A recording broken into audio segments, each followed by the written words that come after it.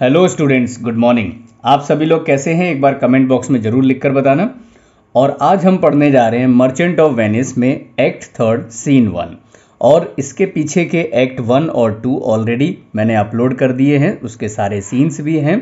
आप उन सबको देख करके पूरी की पूरी कहानी को एक सीक्वेंस में जो है स्टडी कर सकते हैं। तो चलिए आज हम शुरू करते हैं एक्ट सेकेंड सीन फर्स्ट।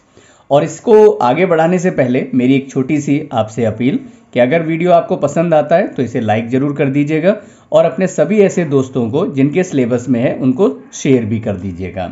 तो ये सीन की जो शुरुआत होती है वो वेनिस में एक सड़क पर, जहाँ पे सेलेनियो और सेलेरिनो का प्रवेश होता है, यहाँ पे इस सीन को दर्शाया जाता है। सबसे पहले सेलेनियो का डायलॉग है। सेलेनियो कहता है, कहो भाई कोई खबर सट्टा बाजार की। सट्टा बाजार वहाँ पे जो रियाल्टो है वो स्टॉक मार्केट है, उसी को सट्टा बाजार बोलते हैं। तो वहाँ से कोई खबर। तो सेलेरिनो वहाँ पे जवाब देता है, वहाँ तो खबर गरम है कि इंग्लिश चैनल में एक माल सहित यानी कि माल से लदा हुआ एंटोनियो का जहाज डूब गया है। मैं तो समझता हूँ कि वह गुडविंस वाले उथले समुद्र में फंस गया होगा। ठीक है, एक जगह है गुडविंस, वहाँ पर जो है कम गहरा यानी कि जो है उथला समुद्र है, वहाँ पर फंस गया होगा, जहाँ हमेशा आए दिन जहाज रेत में फंस जाते हैं, यानी जहाँ पानी की कम गहराई होती है वहाँ पर जहाज अक्सर फंस जाते हैं।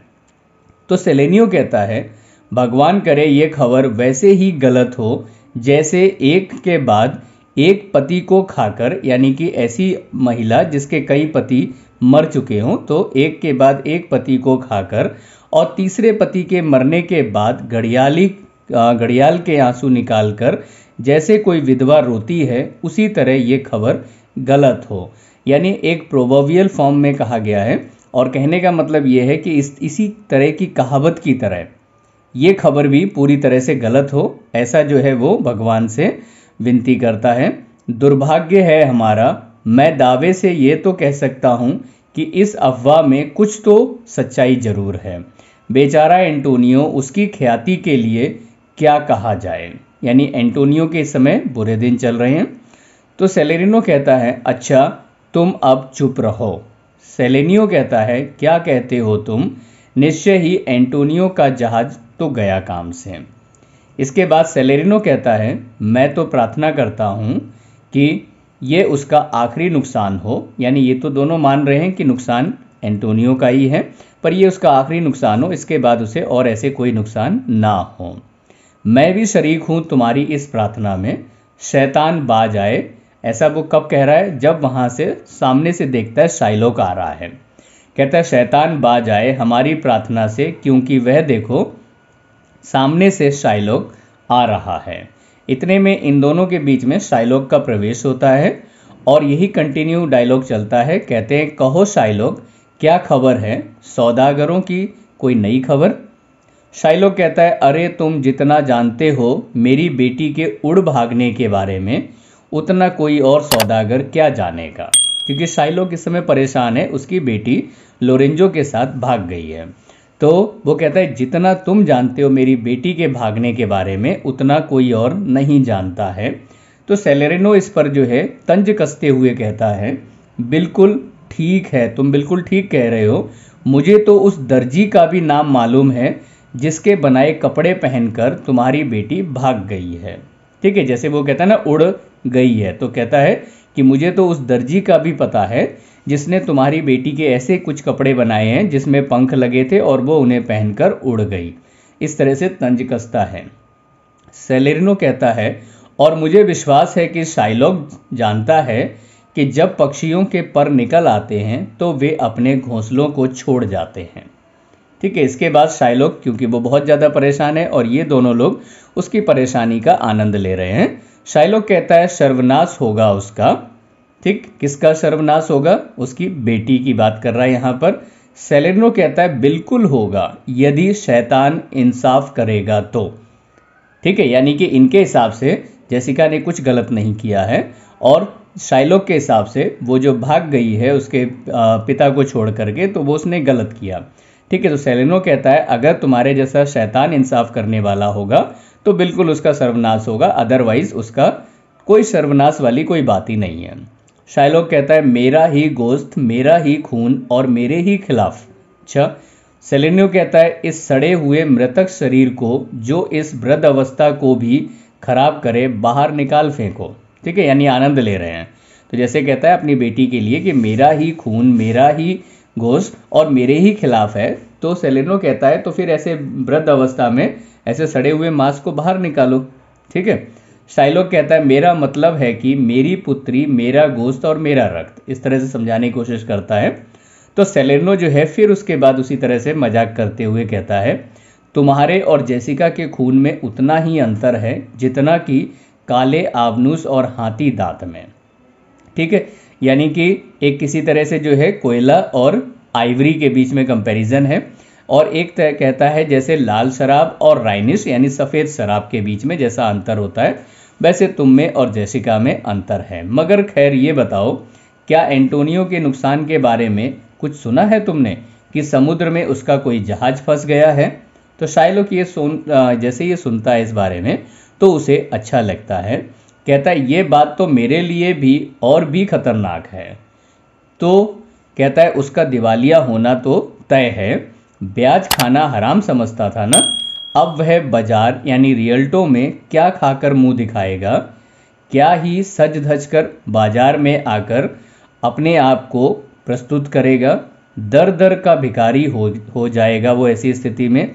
अब अपना इकरारनामा देखे और गौर से पढ़े कि उसमें क्या लिखा है। तो इकरारनामे में शाइलॉक ने क्या लिखवाया था, याद होगा आप सभी को, कि अगर समय से पैसे नहीं चुका पाएगा तो उसका 1 पाउंड फ्लैश ये ले लेगा।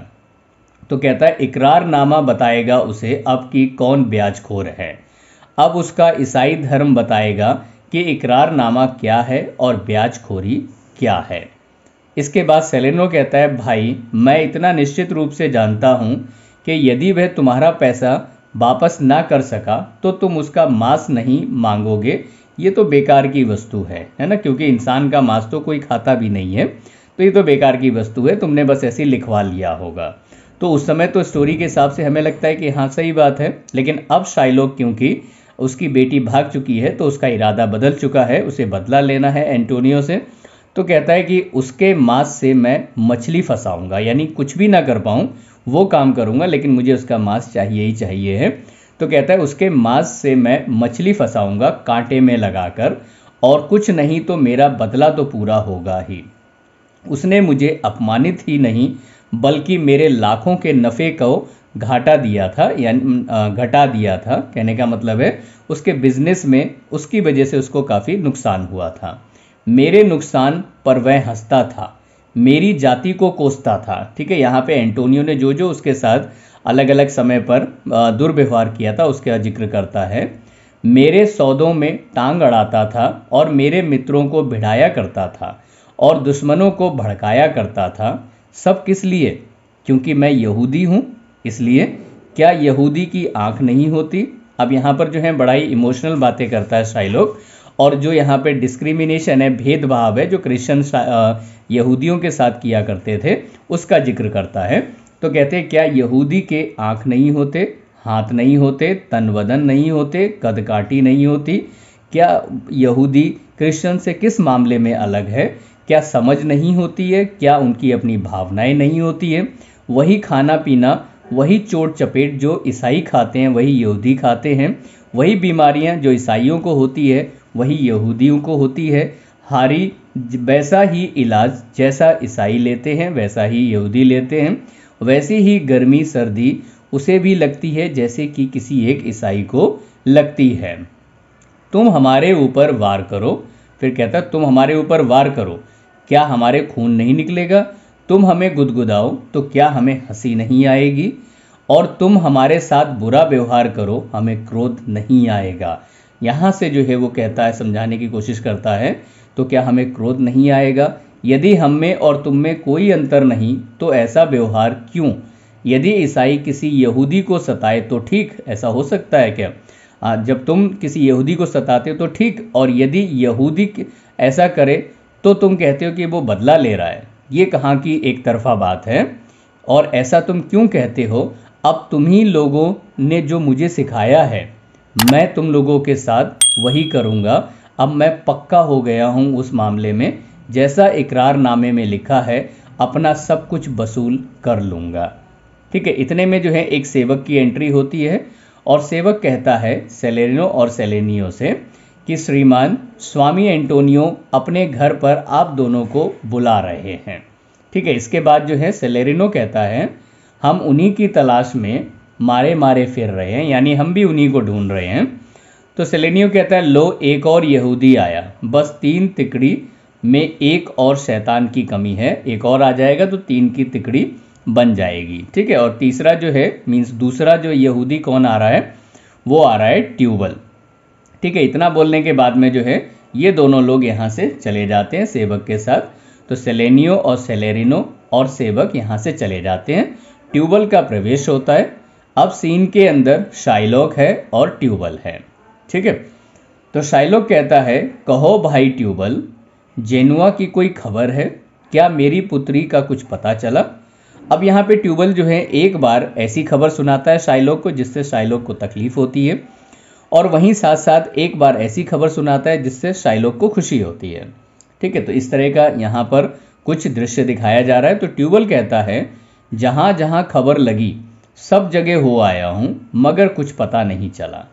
शाइलॉक कहता है क्या कोई आशा नहीं है, क्या कोई उम्मीद नहीं है, कोई विश्वास नहीं?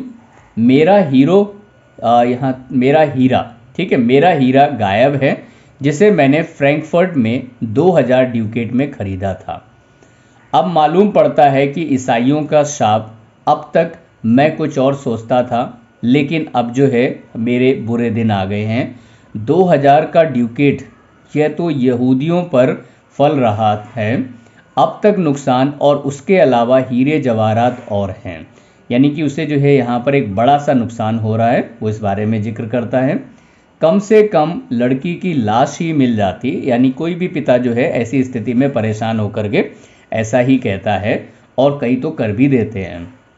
तो कम से कम लड़की की लाश ही मिल जाए तो उसके कानों में हीरे की जोड़ी, यानी जो उसने ईयर रिंग्स पहने हुए हैं उसमें जो हीरे जड़े हुए हैं वही मिल जाएंगे। कहता है कि हीरे की जोड़ी तो मिल ही जाएगी, अपने लोगों में ही मुझे इतनी बदनामी मिल रही है कि उसकी लाश से ही संतोष आ जाएगा, कहीं से कोई खबर नहीं मिल रही है, ऐसा शाइलॉक कहता है। क्या करें, परेशान हैं, आखिर इसका क्या कारण है? कितना खर्चा मेरा हो चुका है उसकी तलाशी में, ये तो नुकसान पर नुकसान है।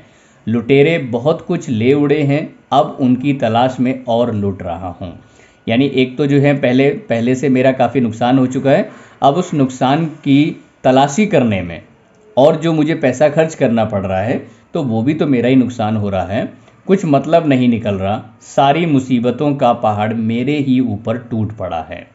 ठीक, इसके बाद ट्यूबल कहता है हाँ, दूसरे लोग भी मुसीबत में फंस रहे हैं, उनमें से एंटोनियो भी एक है, जैसा मैंने जेनुआ में सुना है। इतना सुनते ही शाइलॉक बोलता है क्या क्या क्या क्या हुआ, कैसी मुसीबत? यानी यहाँ पे शाइलॉक एकदम से एक्साइटेड होता है और ये जानना चाहता है कि क्या मुसीबत आई है। तो ट्यूबल कहता है त्रिपोलिस से आता हुआ उसका जहाज डूब गया। ऐसा सुन के शाइलॉक बहुत खुश होता है और कहता है कि धन्य है ईश्वर, लाख लाख धन्यवाद भगवान तेरा, क्या ये सच है? ऐसा शाइलॉक कहता है, क्या ये सच है? ट्यूबल कहता है उस जहाज के कुछ मल्लों से मेरी बात हुई है, मल्ले होते हैं जो जहाज को चलाते हैं, तो उस जहाज के कुछ मल्लों से मेरी बात हुई है जो बच निकले थे और उनसे मुझे ये जानकारी मिली है। यानी कि जानकारी अब ये क्या हुई, ऑथेंटिक जानकारी हुई, पक्का जो है पुख्ता जानकारी इसे समझा जा सकता है क्योंकि उन्हीं मल्लों से ट्यूबल को जानकारी मिली। तो शाइलॉक कहता है तेरा बहुत बहुत धन्यवाद ट्यूबल, बहुत शुभ समाचार, वास्तव में ये बहुत शुभ समाचार हैं। हाँ हाँ, कहाँ? जेनुआ में ना, ऐसा बड़ा एक्साइटेड होकर के बोलता है। तो ट्यूबल कहता है जेनुआ में ही मैंने सुना था, एक ही रात में तुम्हारी लड़की ने 80 ड्यूकेट फूंक डाले।